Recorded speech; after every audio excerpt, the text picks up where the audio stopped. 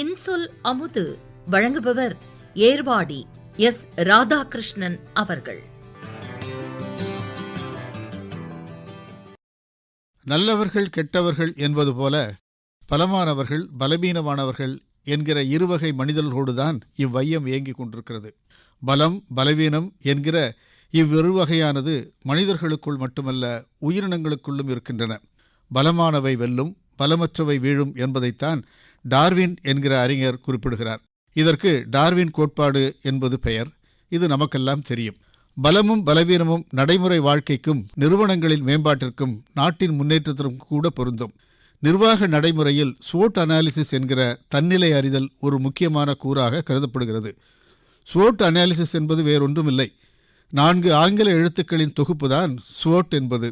பலம் ஸ்ட்ரெங்த், பலவீனம் வீக்னஸ், வாய்ப்பு ஆப்பர்ச்சுனிட்டி, அச்சுறுத்தல் த்ரெட் என்பவையே அவை. ஒரு நிறுவனம் வளர வேண்டுமென்றால் தன்னுடைய பலத்தை தெரிந்திருக்க வேண்டும், பலவீனத்தை புரிந்திருக்க வேண்டும், வளர்வதற்கான வாய்ப்புகளை அறிந்திருக்க வேண்டும், வளர்ச்சியை குன்றச் செய்யும் அச்சுறுத்தல்களிடம் இருந்து கவனமாக இருக்க வேண்டும் என்பதுதான் நிர்வாக கோட்பாடு. இவையெல்லாம் தெரிந்திருக்கும் போதுதான் திட்டமிடவும் முன்னேறவும் முடியும். இது நாட்டுக்கும் ஆட்சி முறைக்கும் பொருந்தும். மனித வாழ்க்கையில் கூட தன்னை அறிதல் என்பது தன்னுடைய பலத்தை மட்டும் அறிவதல்ல, பலவீனத்தையும் அறிவதாகும். நம்மில் பலர் தம்மிடமிருக்கிற பணபலம், ஆள்பலம், பின்புலம் குறித்தே பெருமையாக கருதி கொண்டிருப்பார்கள்.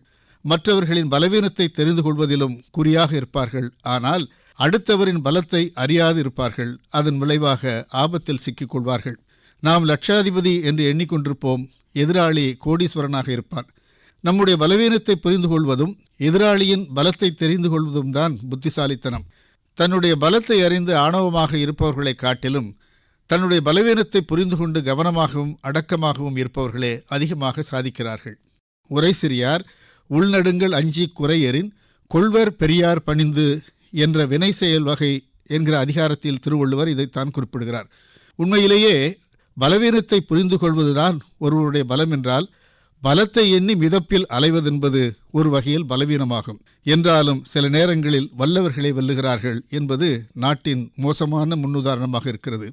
ஒரு நிகழ்ச்சி, சாதாரண பள்ளி ஆசிரியர் ஒருவர் தன்னிடமிருந்த கொஞ்ச நஞ்ச பணத்தை போட்டு கூடுதலாக வங்கியிலும் கொஞ்சம் கடன் வாங்கி ஒரு சிறிய கார் வாங்குகிறார்.